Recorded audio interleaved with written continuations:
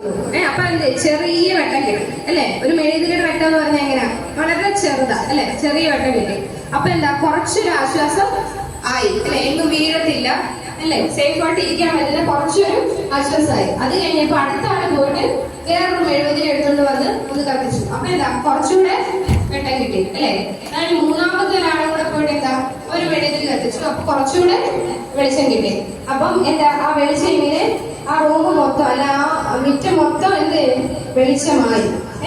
അപ്പൊ എന്താ അവർക്ക് കുറച്ചുകൂടെ എന്താ കളിക്കാനും എൻജോയ് ചെയ്യാനും സന്തോഷിക്കാനും പറ്റും അല്ലെ?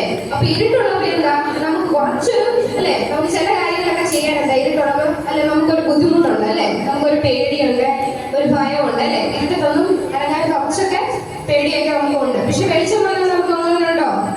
ഇല്ല അല്ലെ? ആരെയും വെളിച്ചം സൃഷ്ടിച്ചെന്നറിയോ? ദൈവം അല്ലെ? യഹോവ വെളിച്ചം സൃഷ്ടിച്ചു. ആ വാക്യമാണ് നമ്മളിത് പഠിക്കുന്നത്. ജെനസിസ് 1:3, ഉൽപ്പത്തി 1:3. വെളിച്ചം ഉണ്ടാകട്ടെ. ഉൽപ്പത്തി പറഞ്ഞേ, ഉൽപ്പത്തി 1:3 വെളിച്ചം ഉണ്ടാകട്ടെ.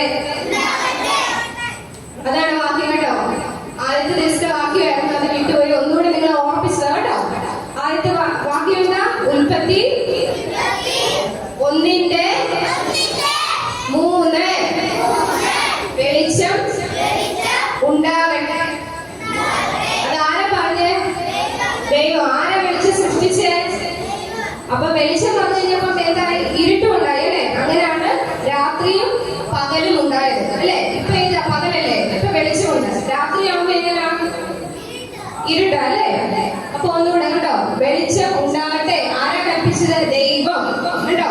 അപ്പൊ പറഞ്ഞേ, ഉൽപ്പത്തി 1:3 വെളിച്ചം ഉണ്ടാകട്ടെ.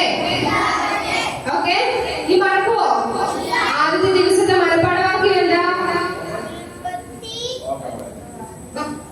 ഓടി വന്ന് പറഞ്ഞിട്ടോ. രണ്ടുപേർ